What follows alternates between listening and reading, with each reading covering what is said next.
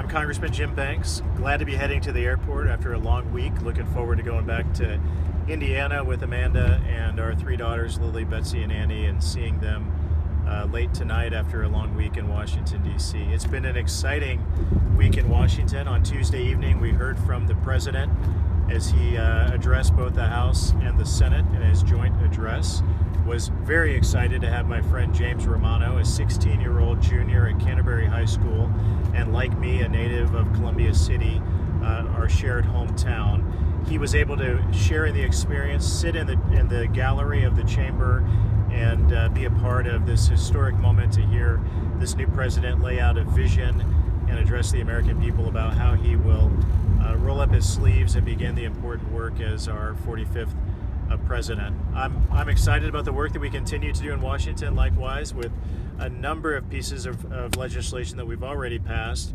Almost 30 bills that we've passed in the House of Representatives related to rolling back regulations on American businesses and getting this economy back on track, including a bill I just voted for 5 minutes ago before we got in the car, and Tanner and I are racing off to the airport. And that bill is the Regulatory Integrity Act, which creates more transparency in how the federal agencies promulgate rules and regulations onto businesses, and begins the process of making it more difficult for federal agencies to pass on more government oversight and regulations onto this economy. That's what it's going to take to get this economy back on track and moving and creating good paying jobs in Northeast Indiana. Earlier this week as well, we addressed the Waters of the U.S. Act, which I think is one of the most egregious examples of government overreach from the federal government.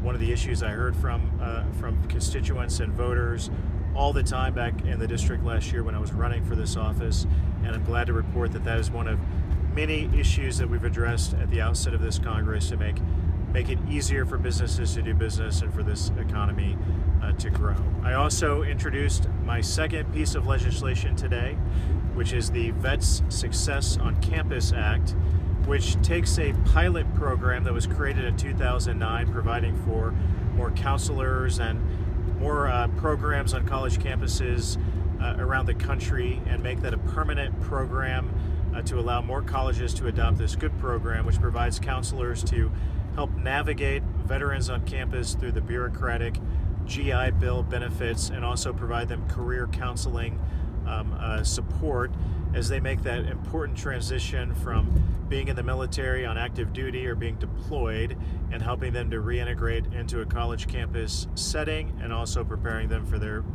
future ahead as well. That's the type of work that brought me to the Congress, what motivated me to run for this office, to do more to support our Hoosier veterans. And I'm very proud, as a member of the Veterans Affairs Committee in the House, that I have the opportunity to carry important pieces of legislation just like that. With that, we're about to the airport.